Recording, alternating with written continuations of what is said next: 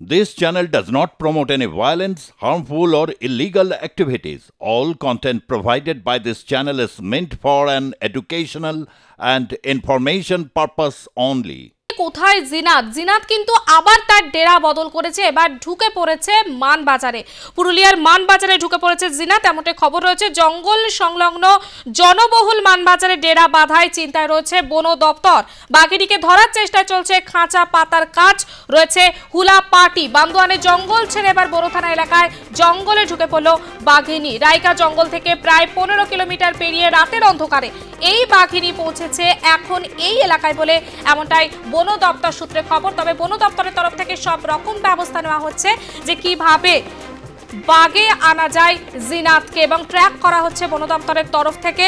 বাঘিনীকে ধরার চেষ্টায় চলছে খাঁচা পাতার কাজ। এর আগেও যখন রাইকা পাহাড়ের জিনাতের অবস্থান ছিল তখন কিন্তু বন দপ্তরের তরফ থেকে সব রকম ব্যবস্থা নেওয়া হচ্ছিল এবং ছাগল গরু বিভিন্ন পশু টোপ দিয়ে ধরার চেষ্টা করা হচ্ছিল জিনাতকে। এবার আবারও ডেরা বদল করলো বাঘিনী জিনাত, এমনটাই বন দপ্তর সূত্রে খবর। এবার পুরুলিয়ার মানবাজারে আস্তানা জঙ্গল সংলগ্ন জনবহুল মানবাজারে ডেরা বাঁধায় চিন্তায় বন দপ্তর। বাঘিনীকে ধরার চেষ্টায় চলছে খাঁচা পাতার কাজ, রয়েছে হুলা পার্টি। সমস্তটা নিয়ে আমরা কথা বলবো। আমাদের সঙ্গে সরাসরি রয়েছে আমাদের প্রতিনিধি গৌতম প্রামাণিক। গৌতম, কি খবর রয়েছে বন দপ্তর সূত্রে, কোথায় জিনাত?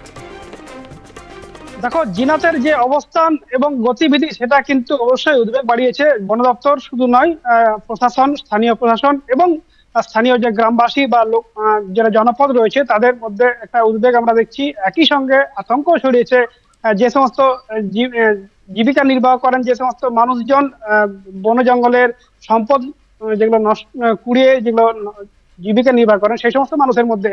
তবে যেটা উল্লেখ করার বিষয়, যেখানে আমরা দেখছি জিনাত কিন্তু তার যে আস্তানা খুঁজে নিতে চাইছে বা যেখানে থাকছে সেটা কিন্তু পুরোপুরি গভীর অরণ্য এবং সেখানে মানুষের যাতায়াত খুবই কম এবং এই সমস্ত এলাকাতে আমরা দেখেছি।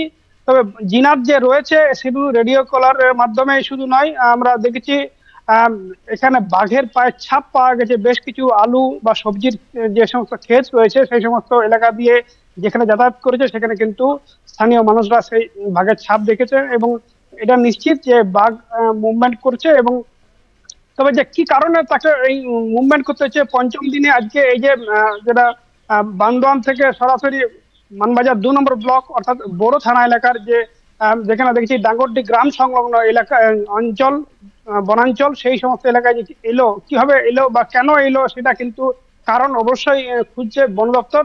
যেটা প্রাথমিকভাবে মনে করা হচ্ছে যে হুলা পার্টিকে নিয়ে কালকে যে একটা অভিযান চালানো হয়েছিল, যেখানে কিন্তু আমরা দেখেছি মশাল জ্বালিয়ে একটা যেভাবে হাতি তাড়ানো বা হাতি অভিযান চালানো হয় সেভাবেই কিন্তু খানিকটা চেষ্টা করা হয়েছিল। তারই প্রতিফলন কি এটা কিনা সেটাই কিন্তু এখন দেখছে বন দপ্তর।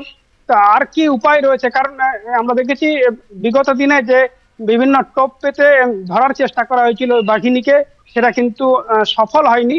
বন দপ্তরের স্বাভাবিকভাবে একটা উদ্বেগ অবশ্যই রয়েছে, কারণ জিনাতের গতিবিধি তেমন ভাবে আমল দিচ্ছে না এই বন দপ্তরকে এবং জিনাত যেটা মুভমেন্ট করছে তার গতিবিধি সেভাবে আন্দাজ করতে পারছে না বন দপ্তর। স্বাভাবিকভাবে একটা উদ্বেগের কারণ হয়ে দাঁড়িয়েছে এখন পর্যন্ত।